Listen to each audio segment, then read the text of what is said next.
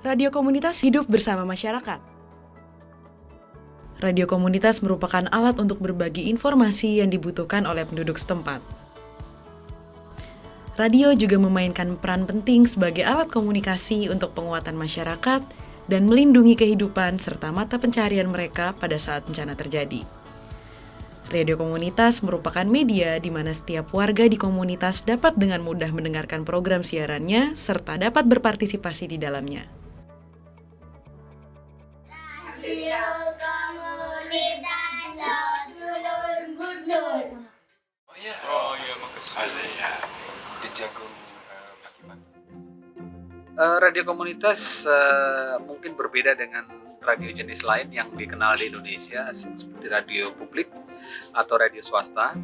Radio komunitas saya memandang itu sebagai alat dari komunitas, ya. Alat komunitas untuk melakukan advokasi, untuk mengorganisir diri, dan juga alat untuk melakukan komunikasi dua arah sebenarnya. Meskipun kita kenal radio itu media satu arah, tetapi radio komunitas justru kita dorong atau kita harapkan bisa menjadi media komunikasi dua arah. Indonesia merupakan negara dengan banyak bencana seperti tsunami, gempa bumi, letusan gunung berapi, tanah longsor, dan sebagainya. Bagaimana sebenarnya supaya informasi itu bisa diakses oleh warga terdampak atau oleh para penyintas? Nah, disitulah sebenarnya kepentingan atau peran radio tanggap darurat atau radio komunitas yang berperan sebagai radio tanggap darurat berfungsi. Jadi bagaimana mereka menyampaikan berbagai macam informasi yang dibutuhkan oleh para penyintas. Kepentingan lain adalah kebutuhan warga masyarakat atau kebutuhan para penyintas tidak sama. Nah, bagaimana ini juga disuarakan oleh mereka agar didengar oleh pihak-pihak lain termasuk pelaku tanggap darurat dan juga pemerintah. Radio komunitas memainkan peran yang sangat kuat di dalam manajemen risiko bencana jika terjadi bencana, selama masa pemulihan, selama masa rehabilitasi dan rekonstruksi, serta sebagai media bagi pendidikan kebencanaan pada kondisi normal. Segera setelah tsunami Aceh, stasiun radio komunitas pertama didirikan di daerah yang terkena bencana di Indonesia. Pertama, mari kita lihat contoh yang digunakan pada saat bencana.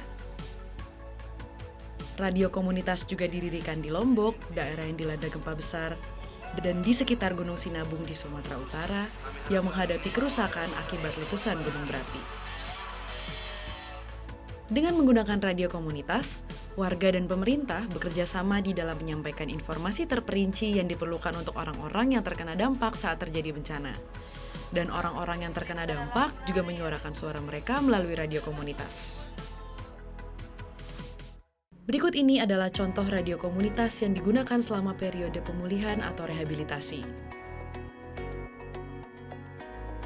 Di Sulawesi Tengah, yang dilanda gempa bumi dan tsunami pada bulan September 2018, 6 bulan setelah bencana, sebuah stasiun radio komunitas didirikan di daerah yang terkena likuifaksi di Kabupaten Sigi melalui kerjasama Jaringan Radio Komunitas Indonesia dan LSM Jepang.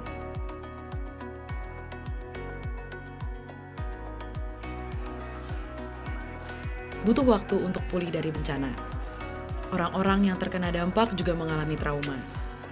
Pada hari ini, seorang musisi terkenal, Hiroaki Kato, yang datang dari Jakarta, menghibur orang-orang yang terkena dampak bersama dengan anggota radio komunitas setempat.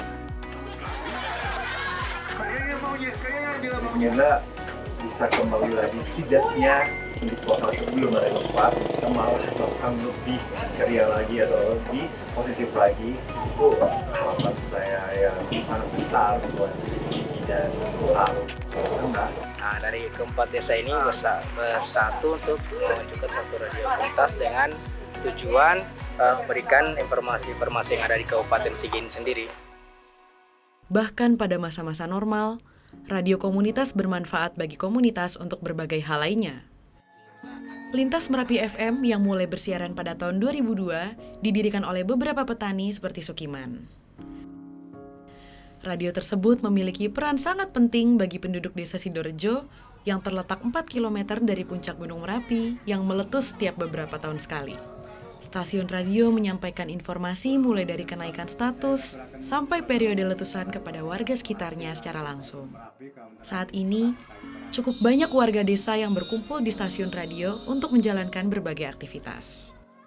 Lintas Merapi FM telah berperan sebagai pusat kegiatan masyarakat yang antara lain berfungsi sebagai tempat pendidikan pencegahan bencana dan lingkungan untuk anak-anak, pengelolaan usaha kopi khusus untuk meningkatkan ekonomi warga desa dalam persiapan untuk menghadapi bencana berikutnya, serta promosi kesenian tradisional Jawa seperti pertunjukan gamelan.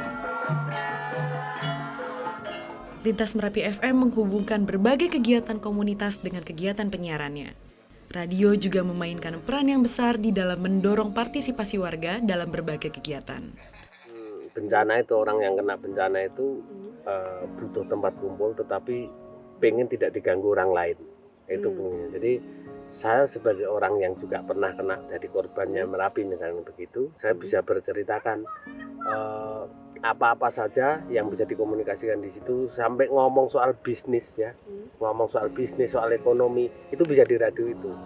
Jadi orang yang sana jualan apa, tapi di sini tukang membeli apa, atau dia punya keahlian apa, bisa dikumpulkan di sini. Cara mereka untuk bangkit itu adalah inisiasi dari komunitas itu melalui radio. Radio komunitas sangat bermanfaat di dalam respon situasi bencana. Namun, untuk segera difungsikan sebagai radio bencana dalam keadaan darurat belum dapat dipastikan berjalan lancar, karena tanpa adanya peraturan radio darurat di Indonesia, operasional radio tersebut masih menghadapi ketidakpastian. Terhadap radio darurat, sampai hari ini belum ada regulasi yang khusus. Di Jepang, terdapat satu peraturan yang menyatakan bahwa stasiun penyiaran bencana sementara dapat berdiri segera setelah terjadi bencana. Terdapat banyak pemerintah daerah yang telah merumuskan pemanfaatan radio darurat dan radio komunitas di dalam rencana kontingensi daerah. Namun, peraturan semacam itu belum ada di Indonesia. Di Indonesia saat ini, langkah pertama untuk menularkan pengalaman radio komunitas di Jepang telah dimulai tahun 2019 ini di lereng Gunung Merapi, Kabupaten Boyolali. Di Boyolali, berbagai upaya untuk menempatkan stasiun penyiaran bencana ke dalam sistem peringatan dini kabupaten tengah dilakukan. Badan Penanggulangan Bencana Daerah bersama dengan sekitar 80 sukarelawan dari organisasi pencegahan bencana di berbagai bagian Kabupaten Boyolali dan berbagai media lokal seperti radio komunitas mulai bekerja sama.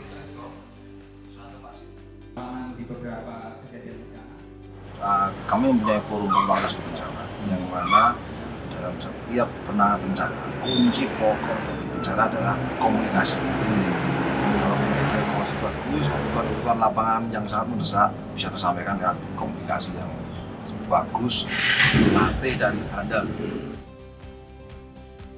Dimulai dengan kegiatan di Kabupaten Boyolali, Jaringan Radio Komunitas Indonesia tengah bekerja untuk mendedikasikan keberadaan radio komunitas atau radio darurat sebagai media untuk pengurangan risiko bencana berbasis masyarakat di seluruh Indonesia dengan beberapa organisasi lain. Kami berharap ada satu frekuensi khusus di Indonesia ini, ketika bencana datang itu bisa digunakan. Nah ini yang penting,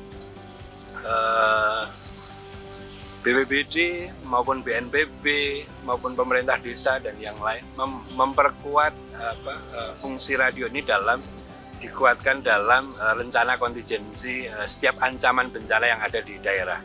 Jadi yang paling penting dari proses semuanya juga bagaimana radio komunitas dan radio-radio yang lain, radio swasta, RRI bisa bersama-sama. Nah ke depan satu hari setelah bencana bisa siaran dan kemudian kita bisa bersama-sama masyarakat untuk bangkit dan bekerja sama untuk melakukan upaya-upaya tanggap bencana yang lebih baik.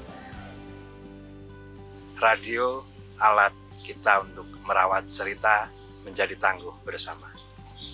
Mohon undur diri dari ruang pendengar Radio Tutura. Terima kasih sudah mendengarkan kita pada malam hari ini. Wassalamualaikum warahmatullahi wabarakatuh. Waalaikumsalam warahmatullahi wabarakatuh.